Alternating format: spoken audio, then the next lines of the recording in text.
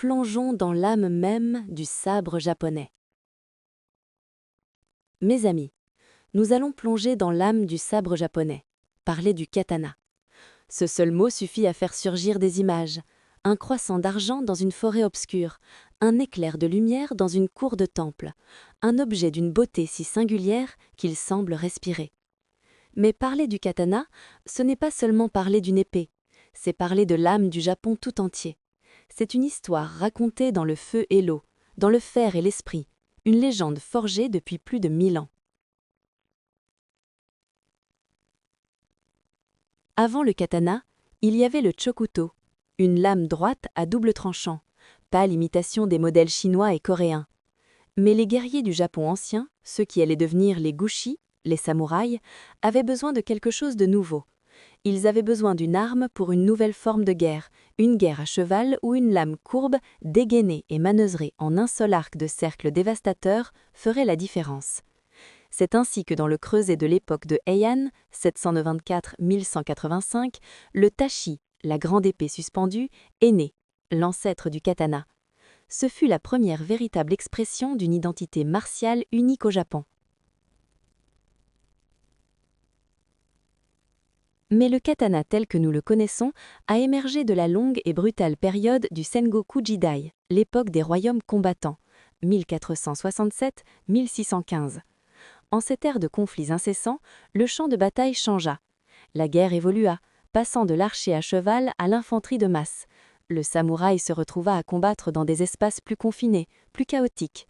Il avait besoin d'une arme plus rapide à dégainer, plus facile à manœuvrer dans les espaces étroits. Ainsi naquit l'ushigatana, l'épée de frappe. Porter le tranchant vers le haut dans l'obi, ceinture, elle était optimisée pour le dégainage éclair, l'iaijutsu qui allait devenir le fondement du combat des samouraïs. Ce fut la naissance du katana classique, une icône forgée dans le sang et la nécessité. Mais allons plus profondément.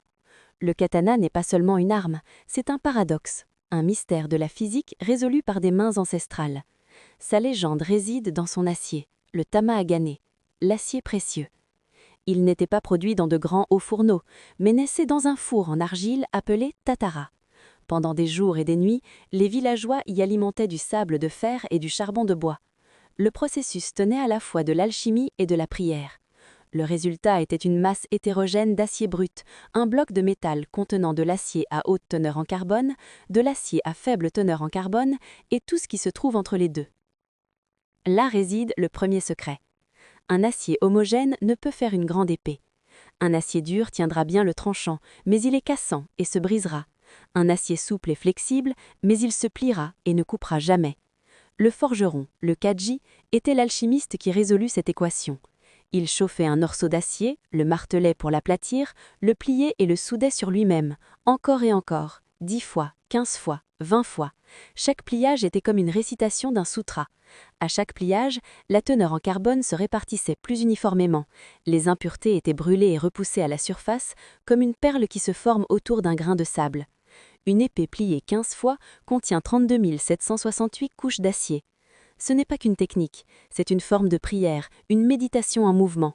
Le forgeron ne faisait pas que forger l'acier, il créait un univers de grains, un jigane, qui donnerait son âme à la lame. Venait ensuite l'acte ultime de la création, le tsukurikomi, la construction. Le maître forgeait la lame non pas à partir d'un seul, mais de plusieurs pièces d'acier. Une enveloppe extérieure dure, riche en carbone, venait enrober une âme plus tendre et plus résistante. Un troisième acier à la teneur en carbone moyenne pouvait former le tranchant. C'est là le deuxième secret. Une épée est composite, une union de nature complémentaire. L'enveloppe dure donne au tranchant sa légendaire netteté, capable de trancher la soie ou une armure. L'âme tendre absorbe le choc de l'impact, empêchant la lame de se briser. C'est un mariage des contraires, un équilibre du yin et du yang forgé dans l'acier. Mais l'acte ultime de la création, c'est le yaki-ire, la trempe. Le forgeron, travaillant dans une obscurité quasi totale, enduit la lame d'une boue d'argile et de charbon de bois pulvérisé. Il l'applique en couche épaisse sur le dos de la lame et en couche mince sur le tranchant. Puis il plonge la lame rougie à blanchois dans un bain d'eau claire. Dans cet instant, dans le crépitement de la vapeur et la transformation violente, se joue l'apogée de la forge. La fine couche d'argile sur le tranchant permet à l'acier de refroidir presque instantanément, se transformant en martensite, une structure d'une dureté extrême capable d'être aiguisée au fil du rasoir. La couche épaisse d'argile sur le dos isole l'acier, lui permettant de refroidir plus lentement, formant de la perlite, une structure qui reste robuste et flexible. La lame, en une fraction de seconde, naît. La contraction du tranchant dur contre le dos souple force la lame à se curver, créant sa forme élégante et aérodynamique, et sur sa surface, une ligne apparaît, le hamon, le motif de lame. C'est le troisième secret. Le hamon n'est pas une décoration, c'est la carte visible de la double nature de la lame.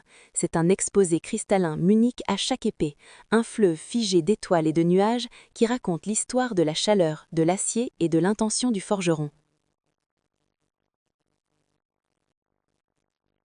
Le samouraï comprenait cette science non comme une science, mais comme un esprit. Pour lui, le katana n'était pas qu'un outil, c'était l'âme du samouraï.